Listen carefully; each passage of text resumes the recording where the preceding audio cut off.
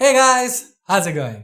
Now this right here is the Pixel 4a, one of the best camera smartphones out there that you can buy.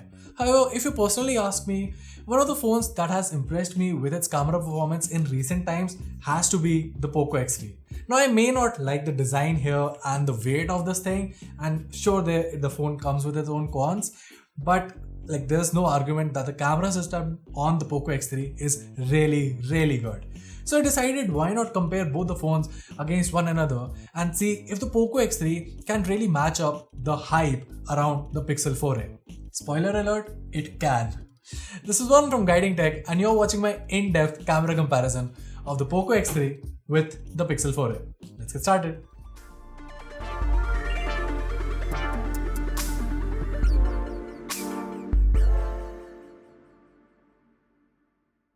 Okay, so let's kick things off with the daylight shots with a focus on HDR. Now, at a glance, both images look pretty good and quite similar. However, there are a couple of tiny differences. The Pixel 4a produces incredibly color accurate results, while the Poco X3 has a slight reddish hue around the corners. That said, what makes the Poco shot a bit better is the fact that it is a much sharper image, especially if you zoom into the leaves. Now, of course, this is something that was to be expected considering that the Pixel 4a has a standard 12 megapixel shooter, while the Poco X3 makes use of the industry flagship 64 megapixel sensor that pixel bins images to 16 megapixels. So, of course, the Poco X3 will have much better details. Now, Google definitely has a lead when it comes to pure HDR performance. For instance, in this next shot, you can see that it controls the highlights much better. Poco's shot definitely looks a bit more dramatic, but it's a Pixel that produces very natural results. The color story carries forward here as well, where while both the shots look quite similar, the Poco has saturated the sky a bit. That said, I'm pretty sure most folks would actually prefer that shot because it's not oversaturated like what the Poco X2 used to do. The color science here is quite appealing, and add to that the sheer amount of detailing here, even for subjects at a distance, is simply amazing. You get a similar story here as well, where while the Pixel gets the colors right, the Poco X3 isn't that far behind.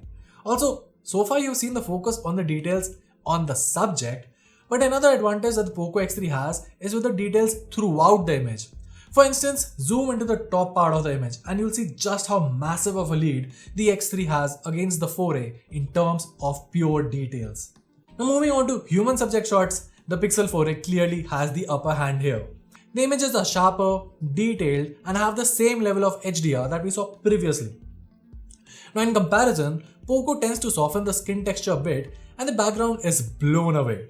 Turning on the portrait mode and you can see just how good the 4a's edge detection and blurring is. Yes, the Poco does a decent job, but the Pixel shows why it is regarded as the best camera smartphone out there by many folks. Even in this next shot, the story remains the same. In the normal mode, the 4a has more details, and turning the portrait mode gives Google a bigger lead. Now, one thing that I do have to point out here is that the Pixel 4a zooms into the frame quite a lot when you switch to the portrait mode. But even if you step back to reposition and realign the frame to match Poco's camera, the result produced is still better. Okay, now let's talk about selfies. Now, before we dig into the camera samples and talk about a comparison, just individually, I have to say that the selfie camera of the Pixel 4a is really bad. Genuinely, it's very bad. I've talked about it more in detail in my long-term review of the Pixel 4a, the links to which will be down below or from a card here. So make sure to check that out. But because it's at an infinity focus level, the selfie camera just never focuses on your face. Don't believe me? Here are the camera samples. As you can see, the Pixel 4a comes with infinite focus, so apparently the background looks to be more in focus than my face. The Poco X3, while doing a tad bit of saturation, does manage to produce really detailed and sharp selfies. Turn on the portrait mode and well, the Pixel may have a very slight edge in terms of the edge detection, but the Poco X3 wins this bout easily without any issues. Was that a bit too harsh? Well, guess what? It is what it is, and that's how we do camera comparisons or basically all sorts of reviews here on Guiding Tech. Heck, we also gave a direct download link to all our camera comparisons straight from the phones itself.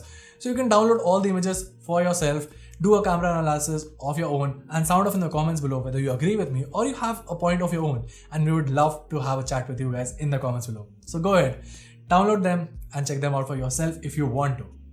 Okay, now let's dim the lights and let me tell you, the competition is closer than ever. Like just look at both the shots, they look almost similar with very slight tonal differences. Turning on the night mode, and one thing that's quite evident is the fact that the 4A gets added details and structure when you turn on the night side. Is it better than what Poco offers?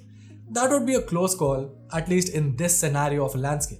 For more focused shots like this, you can see that while on the normal mode, both the phones have similar results, Google's night sight produces much more polished results. Like, just focus on the right side of the subject, which had the least amount of illumination. The Poco X3 has added a layer of brightness over it, while the 4A has legit illumination along with some crystal clear details.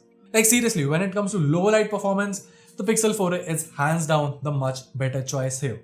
But then again, it's not like the Poco X3 is far behind. I mean, it does give the Pixel 4a a competition for its price. Now switching up to the front camera, you can see that both the phones offer similar results in terms of low light shots, and they're both pretty bad. You can turn on the screen flash on the Pixel 4a, but once again, considering that the face is anyway not in focus, it doesn't really give out a better performance. Okay, now moving on to videos, well, let's just take a look. So I'm recording 1080p 30fps footage from the Pixel 4a, which is on my right, and the Poco X3, which is on my left. I'm just gonna start panning the camera around. There's no level of stabilization I offered, like no specific mode on either of the phones, so there is that.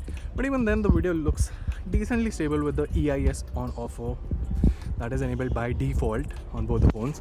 I'm just gonna start running a bit so you can get an idea of the kind of stabilization.